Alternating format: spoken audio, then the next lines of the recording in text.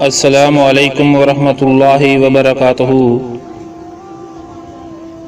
میری شادی کو کئی سال گزر چکے تھے۔ آج میری بیوی چاہتی تھی کہ میں کسی اور عورت کو باہر رات کے کھانے کے لیے لے کر جاؤں۔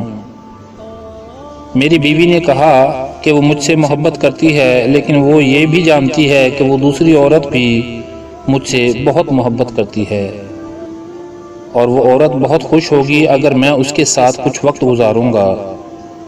دوسری عورت جس کا ذکر میری بیوی کر رہی تھی وہ اور کوئی نہیں، میری اپنی ماں تھی۔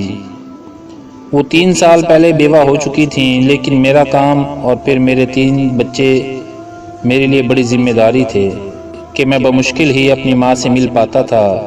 اس رات میں نے اپنی امی کو کال کی اور انہیں کھانے کے لیے مدعو کیا۔ انہوں نے مجھ سے پوچھا کہ میں ٹھیک تو ہوں، لیکن آج سے پہلے میں نے کبھی ان کے لیے شاید ایسے وقت نہ نکالا تھا۔ میں نے انہیں بتایا کہ میں ان کے ساتھ کچھ وقت گزارنا چاہتا ہوں۔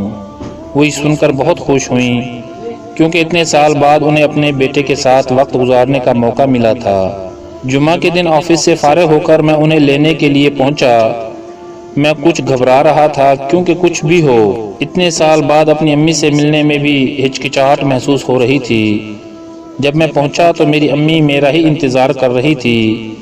وہ مجھے دیکھ کر مسکرانے لگی۔ انہوں نے مجھے بتایا کہ انہوں نے اپنے سب دوستوں کو بتایا کہ آج ان کا بیٹا صرف ان کے لیے وقت نکال کر انہیں کھانے پر جا رہا ہے۔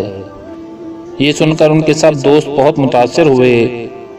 ہم ایک ریسٹورنٹ پہنچے، وہاں کا ماحول بہت اچھا اور خوشگوار تھا۔ بیٹھنے کے بعد مینیو پڑھنا تھا، کیونکہ اب امی تو صرف وہی لفظ پڑھ پا رہی تھیں جو بڑے حروف میں تھے۔ میں نے جب امی کی طرف دیکھا تو وہ مجھے ہی دیکھ رہی تھیں۔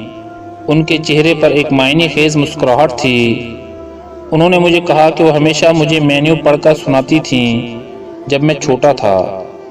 میں نے ان سے کہا کہ آج وہ مجھے اس موقع سے مستفید ہونے دیں۔ کھانے کے دوران ہم نے بہت ساری باتیں کی، ایک دوسرے کی زندگی کے بارے میں بہت بات چیت کی۔ جب میں گھر پہنچا تو انہوں نے مجھے کہا کہ میں تمہارے ساتھ دوبارہ جاؤں گی، لیکن اس دفعہ میں تمہیں مدعو کروں گی۔ میں راضی ہو گیا۔ جب میں گھر پہنچا تو میری بیوی نے مجھ سے پوچھا کہ ہماری ملاقات کیسی رہی۔ میں نے کہا بہت اچھی، میری سوچ سے بھی زیادہ اچھی۔ کچھ دن بعد اچانک میری امی کو ہارٹ اٹیک آیا اور وہ اس دنیا سے رخصت ہو گئیں۔ یہ سب اتنا اچانک ہوا کہ مجھے ان کے لیے کچھ کرنے کا موقع ہی نہ ملا۔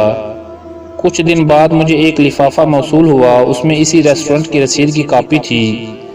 ساتھ ہی ایک خط بھی تھا جس میں لکھا تھا کہ میں نے ایڈوانس میں یہاں کا بل جمع کروا دیا ہے۔ مجھے پتہ نہیں کہ میں وہاں ہوں گی یا نہیں، لیکن پھر بھی میں نے 2 لوگوں کے لیے بل جمع کروا دیا ہے، ایک تمہارے لیے اور ایک تمہاری بیوی کے لیے۔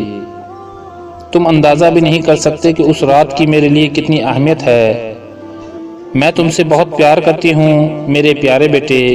اس وقت مجھے اندازہ ہوا کہ وقت پر پیار کا اظہار کرنا کتنا ضروری ہے، اور خاص کر اپنی فیملی کو وقت دینا جس کے وہ حقدار ہیں۔ زندگی میں فیملی سے زیادہ ضروری کچھ بھی نہیں ہے۔